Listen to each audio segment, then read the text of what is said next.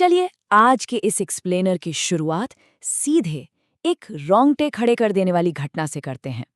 सोचिए, 3 दोस्त जिन्होंने आर्कियोलॉजिकल सर्वे ऑफ इंडिया की कड़ी चेतावनी को पूरी तरह नजरअंदाज कर दिया और तय किया कि वो भानगढ़ किले में अंधेरा होने के बाद हर हाल में जाएंगे। उनका ये फैसला सच में बेहद खौफनाक साबित हुआ। वो चुपके से अंदर तो चले गए, लेकिन उस घने अंधेरे में एक दोस्त सीधे एक सूखे कुएं में जा गिरा। बाकी दोनों ने बड़ी मुश्किल से उसे बाहर तो निकाला और अस्पताल ले जाने के लिए गाड़ी से भागे, लेकिन रास्ते में ही एक भयानक कार एक्सीडेंट हुआ और तीनों की जान चली गई। अब वहां के लोकल लोग इसे कोई नॉर्मल एक्सीडेंट नहीं मानते। उनका सीधा कहना है कि ये इस किले का जानलेवा श्राप है। और यहीं से वो दिलचस्प सवाल पैदा होता है जो दिमाग को बिल्कुल उलझा कर रख देता है। क्या 16वीं सदी का ये खंडहर बन चुका शहर सच में किसी काले जादू से श्रापित है, या फिर इन परछाइयों के पीछे कोई और ही सच्चाई छिपी है? आइए आज इसकी गहराई में चलते हैं। भाग 1, भानगढ़ का श्राप। इस जगह के खौफ को समझने के लिए हमें सबसे पहले उन 2 मशहूर कहानियों को देखना होगा जो पीढ़ियों से लोगों को डराती आ रही हैं।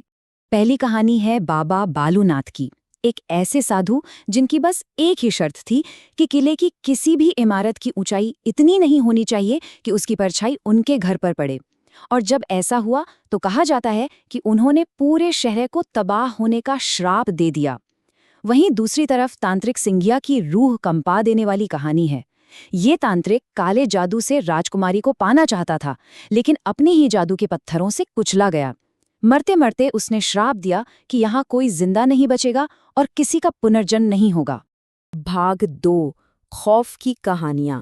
चलिए देखते हैं कि ये पुरानी कहानियां आज के मॉडर्न टाइम में कैसे खौफनाक किस्सों में बदल चुकी हैं। इन लेजेंड्स को असल हवा मिलती है उन अजीबोगरीब घटनाओं से जो वहां जाने वाले टूरिस्ट बताते हैं। जरा सोचिए, अंधेरे में महिलाओं के रोने और चूड़ियां टूटने की आवाजें आना, गाड़ियों के इंजन का अचानक बंद हो जाना, एक रहस्यमयी काली बिल्ली का लगातार पीछा करना, और तो और फिल्म क्रू के कैमरास और इक्विपमेंट का अपने आप खराब हो जाना। सच बताऊं तो इन्हीं सब दावों की वजह से वहां के गार्ड्स भी सूरज ढलने के बाद अंदर जाने से साफ मना कर देते हैं। भाग 3, कहानी में ट्विस्ट। और यहाँ आकर पूरी की पूरी कहानी पलट जाती है। हैरान करने वाली बात यह है कि इतिहास में ऐसा एक भी वेरीफाइड रिकॉर्ड मौजूद ही नहीं है जो ये साबित कर सके कि राजकुमारी रत्नावती, वो तांत्रिक सिंघिया या फिर बाबा बालूनाथ कभी असल जिंदगी में थे भी। जी हाँ, इतिहास के किसी पन्ने में इनका कोई जिक्र नहीं है। भाग 4, डर का विज्ञान।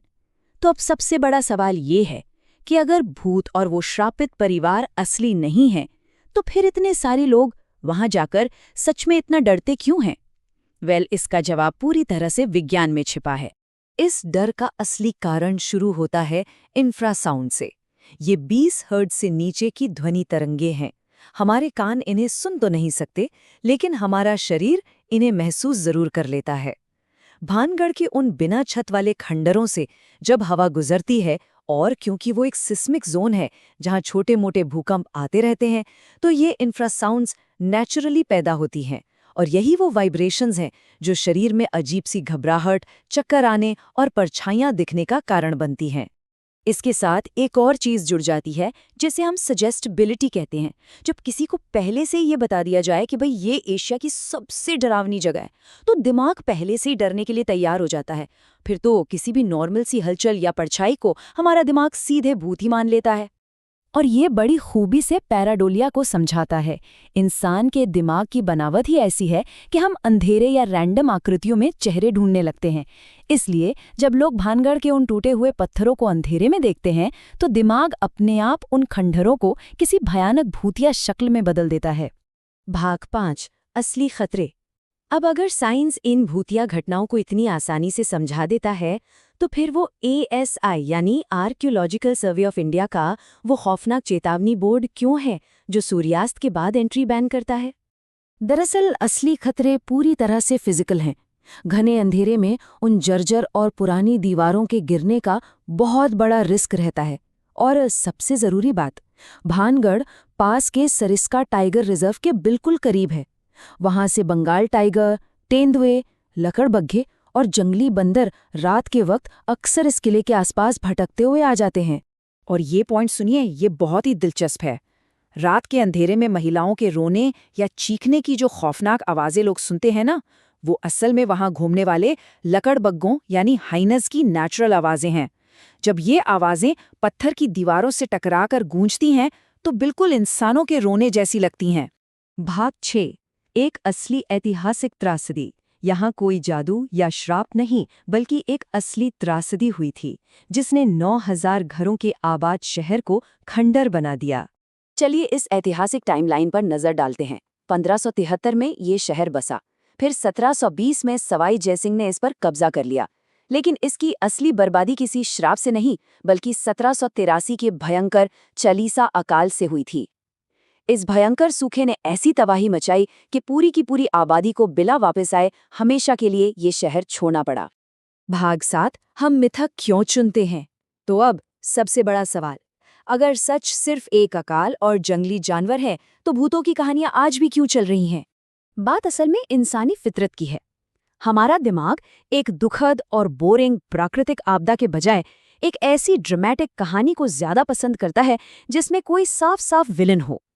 एक भयानक तांत्रिक का श्राप सुनने में ज्यादा कैची लगता है, बजाय इसके कि बेचारी जनता सिर्फ पानी की कमी की वजह से शहर छोड़ गई।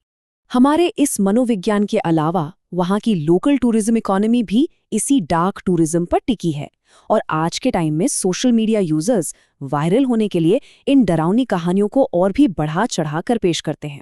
सच कहूं तो यही वो चीजें हैं जो इस भूतिया किले की मिथक को आर्टिफिशियली जिंदा रखे हुए हैं।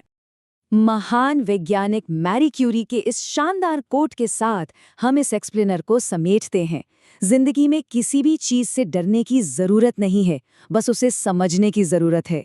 भानगढ़ के पीछे की साइंस, हिस्ट्री और साइकोलॉजी को समझ लेने के बाद वो सारा सुपरनैचुरल खौफ बिल्कुल हवा हो जाता है ना?